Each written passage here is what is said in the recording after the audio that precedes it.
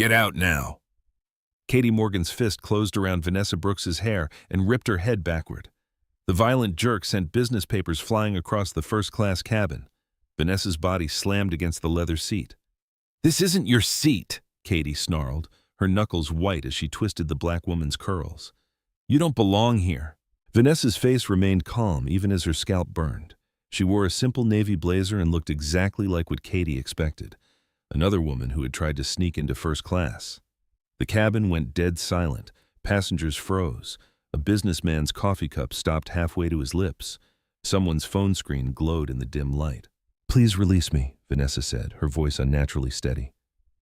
Katie's grip tightened. She felt completely justified, completely in control. She had no idea that backup was already mobilizing. She had no idea about the devastating detail that would destroy her life. Vanessa Brooks had walked through Chicago's O'Hare Airport like she owned the place, which in a way she did. Her navy blazer was perfectly tailored but understated. Her jewelry was expensive without being flashy. Everything about her screamed success, yet she moved through the terminal completely unnoticed. She had built her company from nothing: real estate, tech investments, and now a controlling stake in American Airlines. Her husband had started small, buying distressed properties in Detroit. Together, they had turned those investments into a billion-dollar empire. Today's flight to Atlanta was just another business trip, another board meeting, another day of being the most powerful woman most people had never heard of. At the gate, Vanessa noticed the looks. She always did. The gate agent's eyes lingered a little too long on her first-class boarding pass. A quick glance at the computer screen. A pause. Then the agent smiled, practiced customer service, and waved her through, but not before running the pass through the scanner twice. "Random security check, ma'am," the agent had said, flagging down a TSA officer. Vanessa had been through this dance countless times. The extra questions, the additional screening, the polite assumption that she did not belong in first class. She submitted to the pat-down with practiced patience. The TSA officer found nothing. Of course, there was nothing to find. On the plane, she settled into seat 2A and pulled out her business documents. Quarterly reports from her company, merger proposals, board meeting agendas. The papers were marked confidential in red ink, but most passengers would not notice or care. The businessman in 2B glanced over anyway. His eyes caught the letterhead and widened slightly. He looked at Vanessa with new interest, then quickly looked away. She pretended not to notice. Flight attendant Katie Morgan appeared in the galley, checking her phone. Her blonde hair was pulled back in a regulation bun. Her uniform was crisp and professional. She looked exactly like what central casting would order for an airline employee: clean, reliable, trustworthy. But something was off about Katie's behavior. She kept glancing toward first class, specifically toward Vanessa's seat. When she thought no one was looking, Katie pulled out her phone and typed a quick message. Her fingers moved fast, urgently. Then she deleted the message thread entirely. Another flight attendant, an older black woman named Gloria Thompson, watched Katie with concern. Gloria had been flying for years. She had seen every type of passenger problem imaginable, but she had also seen how some crew members treated certain passengers differently. The subtle discourtesies, the aggressive enforcement of minor rules, the way some attendants seemed to find problems where none existed. "Everything okay?" Gloria asked Katie quietly. "Just checking on a seat assignment," Katie replied, her voice tight. "Might be an issue with 2A. Gloria glanced toward Vanessa, who was quietly reading her documents. No noise, no trouble, no problem whatsoever. Gloria's eyebrows furrowed, but she did not push. Not yet. The plane pushed back from the gate right on time. Standard safety demonstration, normal takeoff. Everything proceeded exactly as it should. Vanessa ordered coffee and continued working. The businessman in 2B ordered whiskey and kept stealing glances at her paperwork. A while into the flight, Katie's phone buzzed again. She read the message quickly, then looked directly at Vanessa. Her expression hardened. Whatever she had just read had changed everything. Katie straightened her uniform and walked toward first class. Her steps were deliberate, aggressive. Gloria noticed the shift in body language immediately. "Katie," Gloria called softly. But Katie was already moving, already committed to whatever she had been instructed to do. The message on her phone had been clear. The plan was in motion, and Vanessa Brooks, sitting peacefully in seat 2A, had no idea that careful planning was about to explode in her face. The attack was coming and backup was already in place. Katie Morgan approached seat 2A with purpose. Her smile was razor-sharp and completely fake. Vanessa looked up from her quarterly reports, expecting the usual first-class service, a drink refill, a snack offer, standard airline pleasantries. Instead, Katie planted herself directly in the aisle and crossed her arms. "Ma'am, I need to see your boarding pass again." Vanessa blinked, surprised. "I'm sorry, your boarding pass now." Katie's voice carried through the cabin. Other passengers turned to look. The businessman in 2B stopped mid-sip of his whiskey. Vanessa reached into her blazer pocket and produced the first-class ticket. She handed it over with polite confusion. Katie examined it like she was studying evidence at a crime scene. She held it up to the light, squinted at the barcode, made a show of checking every detail. "This doesn't look right," Katie announced loudly. "The system shows this seat was never purchased for first class." A lie. Complete fabrication. But Katie delivered it with absolute confidence. Around them, passengers began to pay attention, real attention, the kind that came with smartphones and social media accounts. "I assure you my ticket is legitimate," Vanessa said calmly. "Perhaps there is a system error." "System errors do not create fraudulent boarding passes," Katie snapped. Her voice got louder, more aggressive, more accusatory. "Someone upgraded this illegally, someone who does not belong in first class." The words hung in the air like poison. Every passenger within earshot understood the subtext. Every person in that cabin knew exactly what Katie was implying, and why. Vanessa's face remained perfectly composed, but something flickered behind her eyes. Recognition. She had been here before, different plane, same script, the assumption that she did not belong. The public humiliation was designed to put her in her place. "Ma'am, I purchased this seat legitimately through the airline's website," Vanessa said, her voice still controlled. "If there is a problem, perhaps we could resolve this quietly." "Quietly," Katie laughed, sharp and bitter. "So you can sneak back into coach where you belong? I do not think so." The businessman in 2B pulled out his phone. So did the woman across the aisle and the couple in row 3. Suddenly, half of first class was recording. Katie noticed the phones but did not care. If anything, she seemed energized by the audience. This was her moment, her chance to show everyone how she handled problems, how she maintained order, how she put people in their proper place.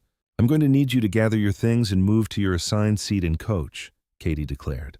"Security will escort you if necessary." Vanessa looked around the cabin, all those phones pointed at her, all those faces watching, waiting to see how this would play out. She had two choices: submit to the humiliation or fight back. She chose to fight. "I'm not moving," Vanessa said quietly. "This is my seat, purchased legally, and I am not going anywhere." Katie's eyes gleamed with triumph. This was exactly what she had wanted. Resistance, defiance, a reason to escalate, a reason to use force. "Then we have a problem," Katie said, reaching for her radio. "Captain, I need security assistance in first class. We have a passenger refusing to comply with crew instructions." The trap was set, the stage was prepared, and passengers were recording every second as Katie Morgan prepared to make the biggest mistake of her life. Katie's hand shot forward, her fingers wrapped around Vanessa's hair like claws. The violent yank sent Vanessa's head snapping backward, business documents scattered across the leather seat and onto the cabin floor. "I said move!" Katie snarled, her grip tightening on the perfectly styled curls. She pulled harder, trying to drag Vanessa from her seat by force. The cabin erupted. Passengers gasped. Someone screamed. The businessman in 2B jumped backward, his whiskey glass crashing to the floor. Ice cubes scattered across the aisle. "Jesus Christ!" a man shouted from row 4. "Are you filming this?" a woman hissed to her husband. "Already started," he whispered back. Phone screens glowed throughout first class. Everyone was recording now. Multiple angles, different perspectives. The assault was being captured from every possible viewpoint. Vanessa's scalp burned. Katie's fingernails dug into her skin as the flight attendant twisted and pulled. But Vanessa did not scream, did not fight back. She did not give Katie the satisfaction of breaking down. "Release me immediately," Vanessa said through gritted teeth. Her voice remained steady despite the pain shooting through her skull. "Not until you move to coach where you belong." Katie yanked harder. Vanessa's body jerked forward, then slammed back against the seat. The leather creaked under the impact. Gloria, the older flight attendant, appeared at the front of the cabin. Her eyes went wide with horror. "Katie, what are you doing?" Gloria rushed toward them, but Katie blocked her path with her free arm. "Stay back. This passenger is refusing to comply with crew instructions." Katie's voice was wild now, unhinged. Spittle flew from her lips as she spoke. "You are assaulting her!" Gloria shouted. "Let her go right now." But Katie was beyond reason, beyond stopping. She had crossed a line and could not go back. Her entire body shook with adrenaline and rage. Around them, the recording intensified. Passengers held their phones higher, closer. Someone was live streaming. The notification sounds were constant now. Comments and reactions flooded in real time. "This is insane," someone muttered. "That flight attendant has lost her mind," another voice added. "Someone call 911, a woman demanded. The plane's intercom crackled to life. "This is your captain speaking. We are experiencing a minor passenger service issue. Please remain in your seats while our crew handles the situation." Minor passenger service issue, as if violent assault was standard airline procedure. Katie heard the captain's voice and felt vindicated, supported. The system was backing her up. She was doing the right thing. She was maintaining order. "You heard the captain," Katie hissed at Vanessa. "This is a crew matter. You will comply or face the consequences." Vanessa looked up at Katie with absolute calm. Her hair was disheveled. Her blazer was wrinkled, but her eyes were steady, calculating, like she was memorizing every detail of Katie's face. "You have no idea what you are doing," Vanessa said quietly. "No idea who you are attacking." "I know exactly what you are," Katie snapped back. "You are nobody. Just another coach passenger trying to steal what does not belong to her." The words carried through the cabin like a slap. Every passenger heard them. Every camera captured them. The racist subtext was no longer subtle. It was explicit, undeniable. Katie pulled Vanessa's hair again, harder this time. Vanessa's neck twisted at an unnatural angle. Several passengers winced in sympathy. "Stop it!" Gloria yelled. She tried to grab Katie's wrist, but Katie shoved her backward. "I am handling this," Katie screamed. "She needs to learn her place." Her place. The words hung in the air like smoke, toxic and unmistakable. A man in row 3 stood up. He was tall, well-dressed, clearly used to being in charge. "That is enough. You are assaulting that woman." "Sir, please return to your seat," Katie commanded without loosening her grip on Vanessa's hair. "I'm not sitting down while you attack a passenger," he replied firmly. "This is criminal assault." Other passengers began to stir. The energy in the cabin was shifting. What had started as uncomfortable voyeurism was becoming collective outrage. Katie realized she was losing control of the situation. The passengers were turning against her. But she could not stop now, could not back down. Too much had been invested in this moment. She made one final, desperate decision. She reached for her radio with her free hand, still gripping Vanessa's hair with the other. "Captain, I need security backup immediately. Passengers in 2A are becoming violent and aggressive." Another lie, but Katie was committed to the story now, committed to the narrative that she was the victim, that Vanessa was the problem. She had no idea that Vanessa Brooks owned the airline she worked for. She had no idea that backup was indeed coming, but not the kind she expected. Vanessa Brooks reached into her blazer pocket with deliberate calm. Katie's grip on her hair loosened slightly, confused by the sudden movement. Everyone in first class leaned forward. The recording phone zoomed in closer. "Before you call anyone else," Vanessa said quietly, "I think you should call your CEO." She pulled out a business card, cream-colored cardstock, elegant black lettering. She held it up so Katie could read it clearly. Katie's eyes focused on the text. Her face went white. "Vanessa Brooks, Chief Executive Officer, her company." The card fluttered in Katie's trembling fingers. She read it again and again, like the words might change if she stared hard enough. "Her company?" Katie whispered. "Majority shareholder of American Airlines," Vanessa continued, her voice steady as steel. "Which makes my husband the owner of this plane, this airline, and your employer." The cabin went dead silent. Even the engine noise seemed to fade away. Passengers held their breath, phones still recording, capturing the exact moment Katie Morgan realized she had just assaulted her boss's wife. Katie's hand released Vanessa's hair like she had been burned. She stumbled backward, nearly tripping over her own feet. Her face had gone from white to green. No, Katie stammered.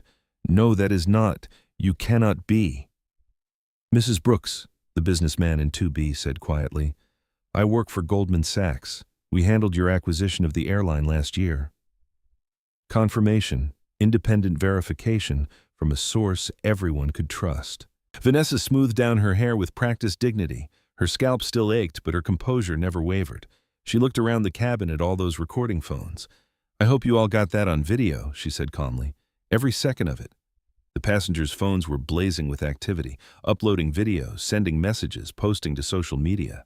The story was already spreading beyond the airplane, racing through the internet at light speed.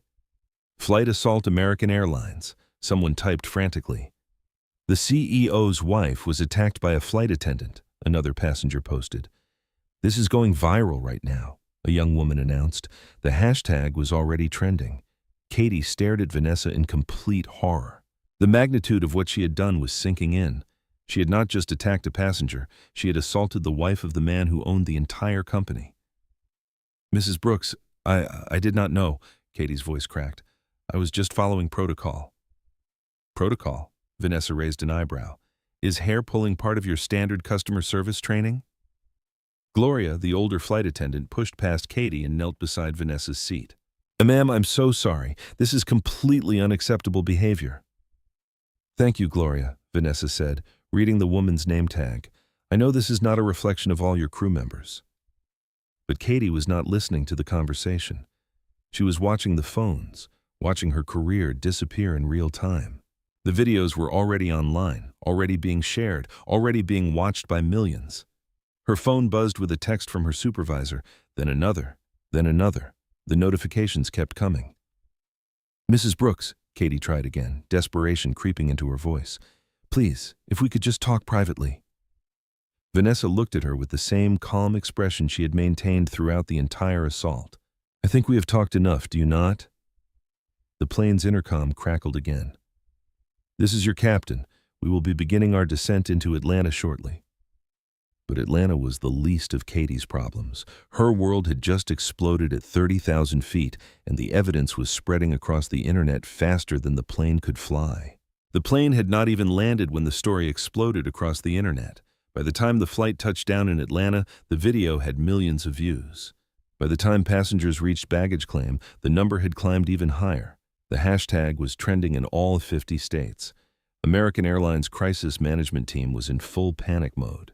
Emergency meetings, conference calls, damage control strategies deployed at warp speed. The company's stock price was already dropping. We are aware of an incident involving one of our flight attendants, the airline's first statement read. We are investigating thoroughly and will take appropriate action. Investigating thoroughly.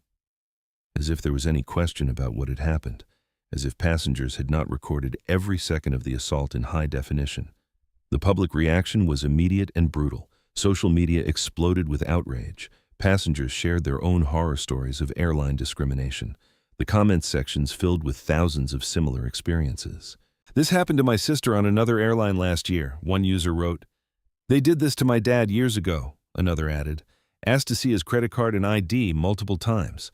I have been randomly selected for extra screening every single flight for years, someone else shared. The stories kept coming, hundreds, thousands. A digital avalanche of discrimination experiences that had been buried for years suddenly rushed into the light.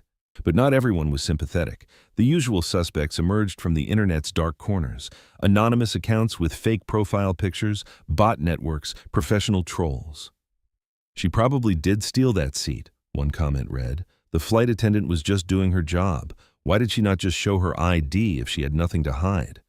Another asked. Playing the race card as usual. A third account posted. Rich people love being victims. The bot accounts multiplied rapidly. Suddenly, every social media platform was flooded with identical talking points. The same phrases, the same arguments, the same suspicious uniformity that screamed coordinated campaigns. Meanwhile, American Airlines was scrambling to control the narrative. Their second statement came soon after the first. Upon further review, we have suspended the employee involved pending a complete investigation. We apologize for any inconvenience to our passengers. Inconvenience. They called violent assault an inconvenience. The apology backfired immediately. Social media users tore it apart word by word. Inconvenience became a trending hashtag on its own. Comedians and commentators had a field day. Getting your hair yanked by airline staff is apparently just an inconvenience now. One popular account posted, "What do they call actual problems? Minor apocalypses." Katie Morgan was nowhere to be found. Her social media accounts disappeared within hours. Her neighbors reported news vans camped outside her apartment building. Her phone went straight to voicemail. She had vanished into the digital witness protection program, but the video lived forever. Multiple versions from different angles. Professional news outlets licensing the footage. International media picking up the story. The assault was being dissected frame by frame on cable news. This is clearly a case of racial profiling, civil rights attorney Rachel Cooper told one network. Vanessa Brooks was targeted specifically because she is a black woman in first class. The flight attendant's language makes that crystal clear. We need to look at the full context, conservative commentator Mark Reynolds argued on another channel. Flight attendants deal with seat confusion all the time. Maybe this was just miscommunication that got out of hand. Miscommunication. As if hair pulling was a form of customer service communication. The polarization was immediate and predictable. Liberal outlets called it a clear case of racist assault. Conservative media suggested it was overblown racial grievance-mongering. The middle ground disappeared within hours. American Airlines tried a third statement. This one was longer, more carefully crafted by expensive public relations firms. "We are deeply sorry for the unacceptable behavior displayed by our former employee. This incident does not reflect our company values or our commitment to treating all passengers with dignity and respect. We have terminated the employee responsible and are implementing additional sensitivity training for all crew members." Former employee. They had fired Katie without even waiting for the investigation to conclude, but the damage was done. The stock continued falling. Boycott movements were organized. Passengers were switching to competitor airlines. The video had taken on a life of its own, spreading beyond social media into mainstream news, late-night television, and water-cooler conversations across America. What American Airlines did not know was that the assault was just the beginning. The investigation that was about to unfold would reveal that Katie Morgan was not a lone wolf. She was part of something much bigger, something much more systematic, something that reached to the very top of the company's power structure. The real story was just getting started. The investigation began quickly, not by American Airlines, but by reporters, civil rights lawyers, and internet sleuths who smelled blood in the water.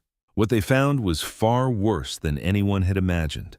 Katie Morgan's employment records revealed a disturbing pattern.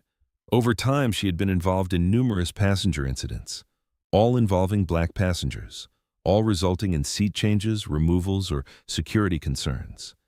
The first smoking gun came from a former flight attendant named Jason Harris. He had worked with Katie for some time before quitting in frustration. His interview broke the story wide open. "Katie used to brag about it," Jason told the cameras. "She called black passengers in first-class upgrades like it was a joke, said they did not belong there, and it was her job to put them back where they belonged." But Jason had more than just testimony. He had screenshots, text messages, email chains, evidence that Katie had not been acting alone. The messages revealed a coordinated network, flight attendants, gate agents, even some pilots, all connected through private social media groups with names like Sky Patriots and Altitude Attitude. The chat logs were horrifying. "Another upgrade in 3A today," one message read, "taking care of it." "Good job on the Chicago flight," another replied. "That woman learned her lesson." "Boss man says we are doing important work," a third added, "keeping standards high." "Boss man." The investigators zeroed in on that phrase. It appeared in dozens of messages over months of chat logs. Someone was coordinating these attacks. Someone with authority was giving orders. The money trail led to the answer. Financial records showed payments from a shell company to at least 20 American Airlines employees. Small amounts, a few hundred here and there, enough to look like legitimate consulting fees. The shell company was owned by a man named Thomas Reed, board chairman of American Airlines, Vanessa Brooks's biggest enemy within the company. Thomas Reed had been planning this for some time. Not just the attack on Vanessa, but a systematic campaign to discredit and humiliate black passengers throughout the airline. His goal was simple: create enough controversy around diversity problems to justify removing the Brooks family from leadership. The investigators found Thomas Reed's private emails, his real thoughts, his actual strategy. "The Brooks family has pushed this company too far toward political correctness," one email read. "We need to remind passengers and employees about traditional airline standards, about the kind of people who really belong in first class." Another email was even more explicit. "Every incident creates evidence that their leadership is failing. Eventually, the board will have no choice but to remove them." Thomas Reed had built an entire network, employees who shared his vision, social media bot farms to amplify negative stories, PR firms to spin discrimination as maintaining standards, even connections to groups who helped coordinate online harassment. The financial records revealed the full scope.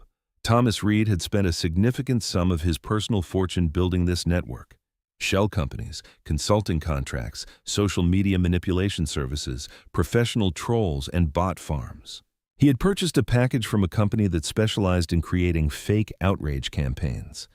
Their service included authentic grassroots anger and coordinated hashtag amplification.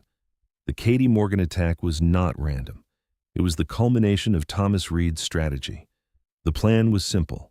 Create a viral incident so damaging that the board would be forced to remove Vanessa and her husband from leadership positions.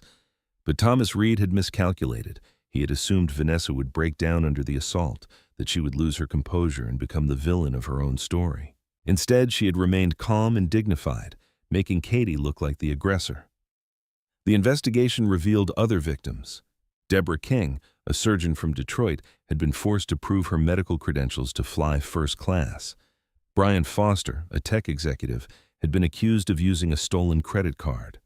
Isabel Ramirez, a federal judge, had been subjected to an invasive bag search based on suspicious behavior. All of them had filed complaints. All of their complaints had been buried by Thomas Reed's network within American Airlines.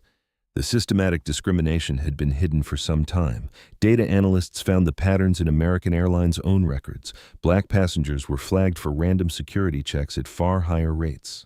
First-class black passengers were upgraded to coach due to overbooking at much higher rates than white passengers. The numbers were damning, undeniable. Statistical proof of systematic discrimination orchestrated from the highest levels of corporate management. Thomas Reed's network began to collapse as investigators closed in. Flight attendants resigned. Gate agents confessed. The private chat groups went silent. People started talking to save themselves.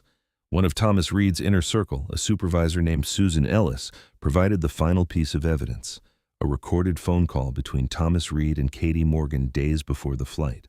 "Remember, we need this to look natural," Thomas Reed's voice said on the recording, "like she brought it on herself. Make sure there are witnesses. Make sure it gets recorded. We need the evidence to support our narrative."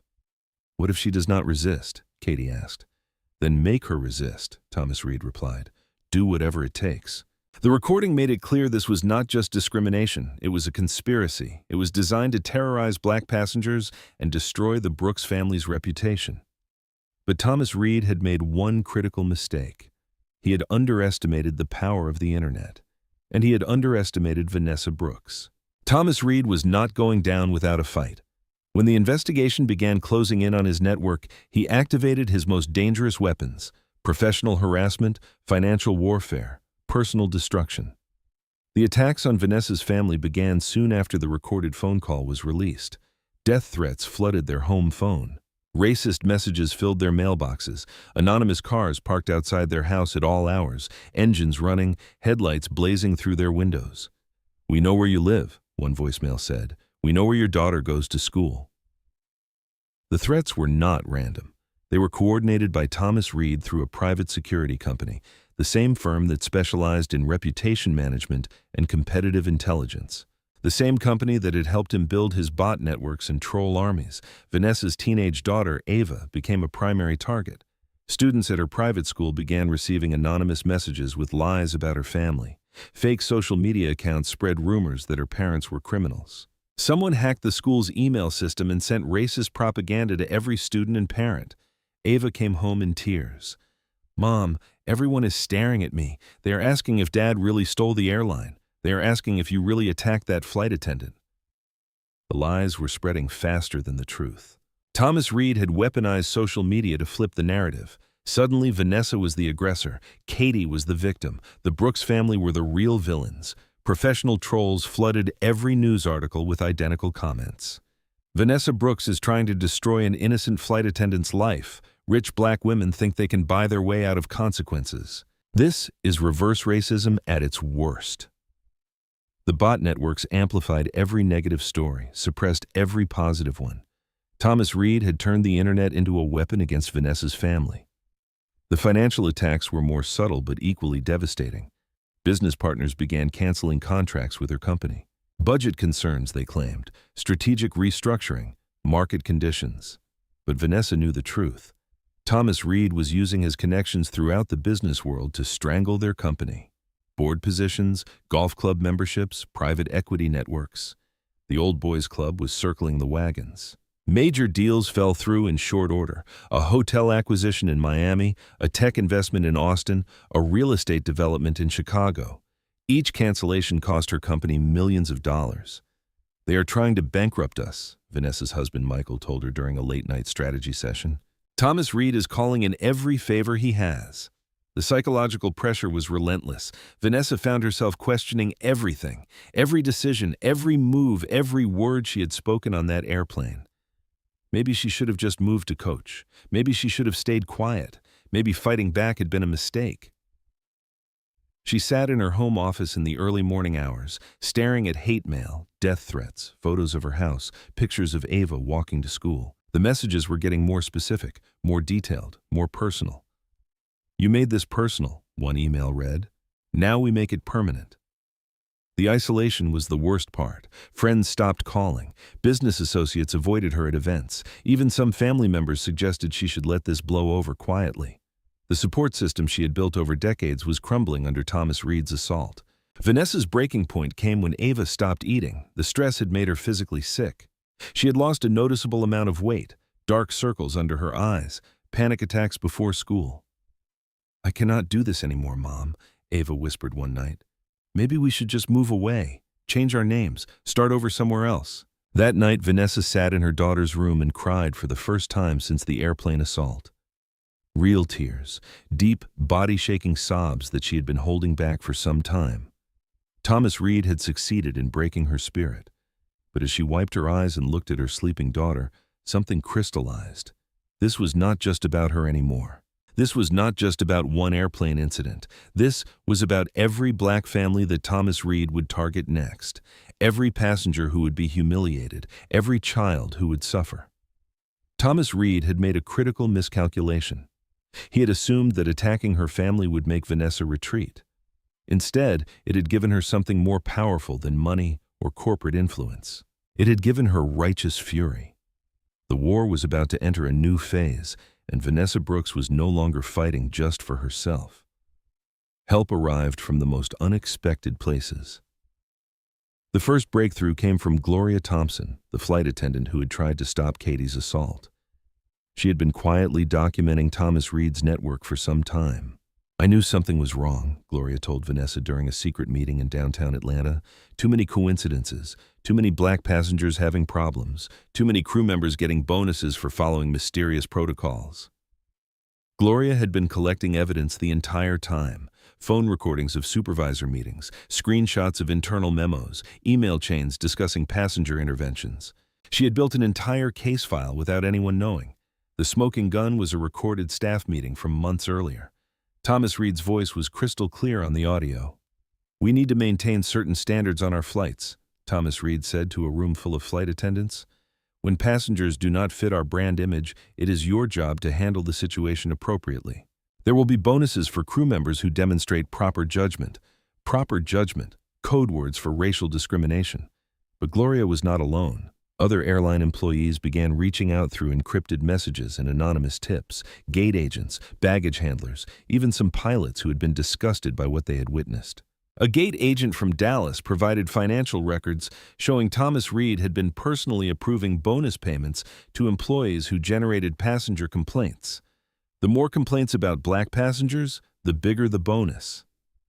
"I thought it was weird," the gate agent explained in a video call. "Katie Morgan made more in bonuses last year than her actual salary, all for hassling passengers who looked like they did not belong." The flight attendants' union finally broke their silence. Union President Stephen Park held a press conference that shook the aviation industry. "We have evidence of systematic discrimination coordinated by American Airlines board chairman Thomas Reed," he announced. "Our members were pressured, bribed, and threatened into participating in racist harassment of passengers." The union released a devastating report. Flight attendants had been recruited into Thomas Reed's network. Gate agents had been given special instructions. Even pilots had received passenger profile guidelines that were clearly discriminatory. The evidence kept pouring in. Digital forensics experts traced the social media bot networks directly to companies owned by Thomas Reed. Financial investigators found offshore accounts used to fund the harassment campaigns. Former employees of the private security firm came forward with contracts showing Thomas Reed had paid for psychological warfare against the Brooks family. But the most damning evidence came from an unexpected source. Thomas Reed's own assistant, Stephanie Grant, had been secretly recording their meetings for over a year. "I knew what he was doing was wrong," Stephanie explained to federal investigators. "But I needed the job. I have kids to feed, so I started recording everything as insurance." Stephanie's recordings revealed the full scope of Thomas Reed's conspiracy. Strategy sessions about destroying the Brooks family, detailed plans for coordinating the Katie Morgan assault, conversations about using racist incidents to justify removing black leadership from the airline. One recording was particularly explosive. Thomas Reed spoke to a group of wealthy donors weeks before the airplane incident. "The Brooks family represents everything wrong with corporate America today," Thomas Reed said on the audio. "Diversity hiring, political correctness, minority leadership that does not understand traditional business values. We are going to fix that problem permanently." The recording revealed Thomas Reed's connections to funding networks, wealthy businessmen who shared his vision of keeping black families out of corporate leadership, a shadow organization that had been coordinating similar attacks against minority executives across multiple industries. Social media finally began turning in Vanessa's favor. The real evidence was overwhelming the fake bot campaigns. Authentic supporters started overwhelming the paid trolls. The hashtag began trending organically. Real airline passengers shared their discrimination stories. Flight attendants posted videos explaining how they had been pressured to target minority passengers. "I was told to watch for passengers who did not look like they belonged in first class," one flight attendant explained in a viral video. "When I asked what that meant, my supervisor showed me pictures of black and Latino passengers." The message was clear. Civil rights organizations rallied around Vanessa's case. The NAACP filed federal complaints. The Southern Poverty Law Center began investigating Thomas Reed's connections to hate groups. Congressional representatives called for Department of Justice intervention. Celebrity support poured in from unexpected corners. Actors shared their own airline discrimination experiences. Professional athletes posted about being hassled despite having money and fame. Business executives revealed similar harassment they had faced. "This is not just about one flight attendant," actress Lupita Nyong'o posted on Instagram. "This is about a systematic effort to keep successful black people in their place." "We see you, Thomas Reed." The technical evidence was irrefutable. Digital experts traced every fake social media account back to Thomas Reed's network. Financial forensics revealed every payment to bot farms and troll companies. Phone records showed the coordination between Thomas Reed and his co-conspirators. International media picked up the story. The BBC ran a documentary about corporate racism in America. German newspapers wrote about systematic discrimination in American Airlines. The story became a global symbol of institutional racism. Most importantly, other victims found their voices. Passengers who had been too intimidated to speak out began sharing their stories. The Katie Morgan incident had given them permission to reveal what they had experienced. Dr. Deborah King, the surgeon from Detroit, held her own press conference. "Thomas Reed's network targeted me because I dared to succeed while black. They humiliated me on a flight to Chicago, made me prove I was really a doctor, made me show my medical license to fly in a seat I had paid for." The avalanche of evidence was unstoppable. Thomas Reed's conspiracy was collapsing under the weight of truth. But he was not done fighting. His final desperate moves would be his most dangerous. The movement exploded into the streets quickly. It started at Atlanta's Hartsfield-Jackson Airport, where passengers gathered with homemade signs reading, "Fire Reed now and justice for Vanessa." By noon, the crowd had grown even larger. Airport security tried to contain the demonstration, but the energy was unstoppable. Passengers live-streamed the protests on Instagram and TikTok. The hashtag reached millions of posts in hours. Similar protests erupted at major airports across America. LAX saw demonstrators blocking the departure lanes.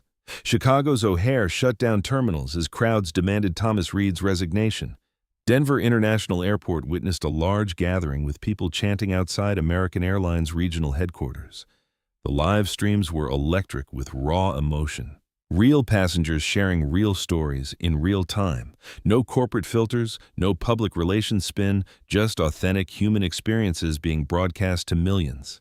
"They made me sit in the bathroom during the flight," one elderly black woman told the crowd at Miami International Airport. Her live stream had thousands of viewers. "Said my seat was needed for a more important passenger. I paid full price for that ticket." The comment sections filled with similar stories, thousands of them. A digital avalanche of discrimination experiences that had been buried for years. Flight attendants began walking off the job in solidarity, not just at American Airlines, but at Delta, United, and Southwest. The Airline Workers Union called for a nationwide strike demanding Thomas Reed's immediate removal and systematic reform. "We refuse to work for a company that trains us to be racist," a union representative declared at the Chicago O'Hare protest. "Thomas Reed has turned flight attendants into weapons against our own passengers." The economic pressure was devastating. American Airlines stock dropped sharply in days. Passengers canceled flights en masse. Corporate accounts switched to competitor airlines. Travel agents stopped booking American flights entirely. Social media amplified every aspect of the movement. Celebrity supporters were not just posting messages anymore. They were showing up in person. Actor Michael B. Jordan appeared at the LAX demonstration. Singer John Legend performed at the Atlanta protest. Basketball star LeBron James live-streamed from the Cleveland airport rally. "This is about more than one airplane," LeBron told his millions of followers during the live broadcast. "This is about respect. This is about dignity. This is about making sure our kids do not have to endure what Vanessa Brooks endured." The international attention intensified the pressure. European airlines announced they were cutting business partnerships with American Airlines. Asian carriers suspended code-share agreements. The story had become a global embarrassment for American aviation. Congressional representatives felt the heat from their constituents. Representative Alexandria Ocasio-Cortez called for a federal investigation. Senator Elizabeth Warren demanded Thomas Reed's immediate resignation. Even moderate Republicans began distancing themselves from Thomas Reed's connections to hate groups. The Department of Transportation announced emergency hearings. The FBI opened a federal civil rights investigation. The Securities and Exchange Commission began examining Thomas Reed's use of company resources for personal vendettas. But Thomas Reed was not backing down. His final desperate gambit was already in motion. Private security firms were being mobilized, legal teams were filing injunctions, political allies were being called in for favors. "This is a coordinated attack on traditional American values," Thomas Reed declared in a rare public statement. "I will not be intimidated by mob rule and cancel culture." His defiance only fueled more outrage. The protests grew larger. The live streams reached bigger audiences. The movement developed its own momentum that no corporate power structure could contain. Airport workers joined the demonstrations. Baggage handlers, ground crews, maintenance staff, even some pilots walked off the job. The entire aviation system was grinding to a halt under the weight of collective action. "We are done being silent," a ground crew supervisor told reporters at Reagan National Airport. "We are done pretending this is not happening. Thomas Reed created a culture of hate, and we are shutting it down." The congressional hearings were scheduled for the following week. The whole world would be watching as Vanessa Brooks faced her tormentor in the most public forum possible. The Hart Senate office building had never seen anything like it. Reporters packed into the hearing room. C-SPAN cameras captured every angle. Millions of Americans watched live as the House Committee on Transportation and Infrastructure prepared to grill Thomas Reed and Katie Morgan under oath. Committee Chairman Representative James Davis gave the hearing to order. "We are here to investigate allegations of systematic discrimination and conspiracy within American Airlines. The American people deserve answers." Katie Morgan testified first. She looked nothing like the confident flight attendant who had assaulted Vanessa Brooks. Her hair was unwashed. Her hands shook as she approached the microphone. Weeks of hiding from media attention had broken her completely. "State your name for the record," Representative Davis instructed. "Katie Morgan," she whispered, barely audible. "Miss Morgan, did you assault passenger Vanessa Brooks on that flight?" Yes, sir." The admission sent shockwaves through the hearing room. Cameras flashed, reporters typed frantically, the live stream comments exploded with reactions. "And why did you assault Mrs. Brooks?" Katie's voice cracked. "I was following orders." "Whose orders?" "Thomas Reed. He told me to handle passengers who did not belong in first class. He said there would be bonuses for maintaining airline standards." Representative Davis leaned forward. "And what did Mr. Reed mean by did not belong?" Katie broke down completely. Tears streamed down her face as she spoke. "Black passengers. He meant black passengers. He said they were ruining the airline's reputation, said they needed to be taught their place." The hearing room erupted. Gasps from the gallery, shouted questions from reporters. Representative Davis banged his gavel repeatedly to restore order, but Katie was not finished. Once she started talking, everything poured out. Coordinated harassment, bonus payments for targeting minority passengers, training sessions on how to humiliate people without leaving obvious evidence. "He showed us videos," Katie sobbed. "Training videos on how to make it look like passenger problems instead of discrimination, how to provoke reactions, how to make them look aggressive when we attack them." The committee played the smoking gun audio recording. Thomas Reed's voice filled the hearing room with crystal clarity. "When passengers do not fit our brand image, it is your job to handle the situation appropriately. There will be bonuses for crew members who demonstrate proper judgment." Thomas Reed sat at the witness table, his face stone cold. His expensive lawyers whispered urgent advice, but he ignored them. His arrogance was intact even as his conspiracy collapsed in real time. When Thomas Reed was called to testify, he approached the microphone with defiant confidence. He looked directly into the cameras, addressing the millions of Americans watching live. "I stand by every decision I made as board chairman," Thomas Reed declared. "American Airlines has standards. We serve a premium customer base that expects a certain level of service and atmosphere." Representative Alexandria Ocasio-Cortez interrupted him. "Mr. Reed, are you seriously defending racial discrimination on national television?" "I'm defending business standards," Thomas Reed replied coldly. "Some passengers understand how to behave in first class, others do not." The comment sent the live stream into overdrive. Social media exploded with outrage. Thomas Reed had just confirmed every allegation against him in front of the entire country.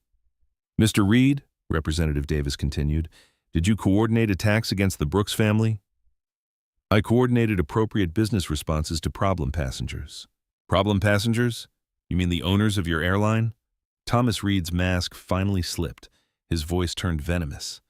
"The Brooks family does not understand traditional American business values. They have pushed this airline toward political correctness that is destroying our brand. So you decided to destroy them instead." "I decided to protect the company from their failed leadership." Representative Ocasio-Cortez played the recorded phone call. Thomas Reed's voice plotting the airplane assault, his instructions to Katie about making it look natural, his casual discussion of terrorizing a passenger. Thomas Reed listened to his own words with no visible reaction. When the recording ended, he looked directly at the camera again. "I regret nothing," he said clearly. "Everything I did was to protect American Airlines from minority leadership that was destroying our company culture." The hearing room exploded. Reporters shouted questions. Gallery observers yelled in outrage. The committee members stared in disbelief. Thomas Reed had just confessed to everything while showing zero remorse. Then Vanessa Brooks took the witness stand. She walked to the microphone with perfect composure. Her navy blazer was impeccable. Her voice was steady and clear. "My name is Vanessa Brooks. I'm the CEO of my company and majority shareholder of American Airlines. I'm here to tell you what really happened on that flight." For the next several minutes, Vanessa laid out the case with prosecutorial precision. The evidence, the conspiracy, the financial trail, the systematic harassment of her family. But she ended with something more powerful than facts. "Mr. Reed believes that successful Black Americans need to be taught our place. He is wrong. Our place is wherever our talent, hard work, and character take us, and his place is in federal prison." Eventually, justice was swift and complete.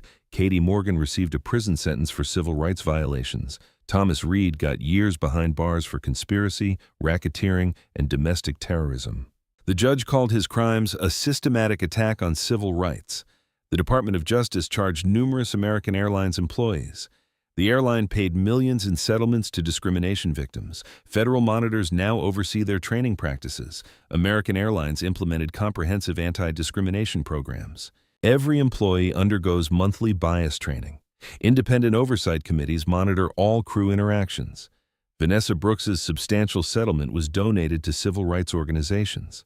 Her company acquired 2 additional airlines, implementing progressive policies across the aviation network. Congress passed the Airline Passenger Protection Act, nicknamed the Vanessa Brooks Act. The law requires federal oversight of discrimination complaints and mandates criminal prosecution for systematic bias. Thomas Reed's congressional confession video reached tens of millions of views.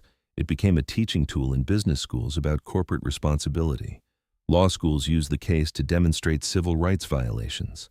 Ava Brooks speaks at youth conferences about standing up to discrimination.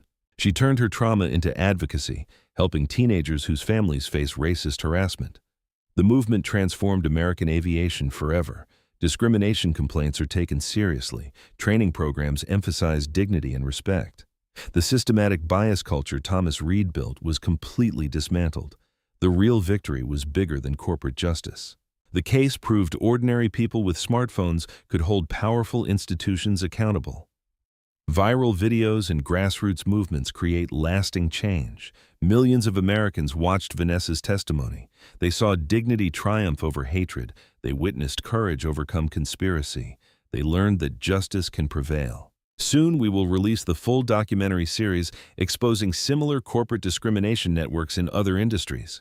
Subscribe now and share your stories in the comments. Your voice creates change. The fight for justice continues. But that flight proved we can. In the end, that single moment at 30,000 feet taught us one of the most profound truths about life. True power does not come from money, status, or even owning an airline. It comes from the quiet strength to remain dignified when someone tries to strip you of it. Vanessa Brooks could have screamed, fought back physically, or broken down in tears like so many expected her to. Instead, she sat there with her head held high, her voice steady, refusing to let hatred define her. In that calm refusal to be diminished, she didn't just protect her seat, she protected her humanity.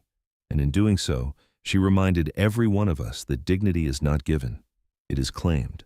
No matter how powerful the forces against you, whether it's a bully in uniform, a toxic boss, or an entire system designed to keep you in your place, never let them steal your composure, your self-worth, or your truth. Because when you stand with quiet courage, the world eventually has no choice but to see you clearly. Vanessa's story proves that grace under fire is stronger than any weapon, and that one person's unbreakable spirit can expose darkness and spark real change. What about you? Have you ever faced a moment where staying calm and dignified changed everything? Or when someone tried to put you in a box you didn't belong in? Share your story in the comments below. I read every single one, and your voice matters more than you know. If this story moved you, hit that like button, subscribe to the channel, and turn on notifications so you never miss the next powerful story that reminds us who we really are. Together, we keep telling the truth and lifting each other up. See you in the next one.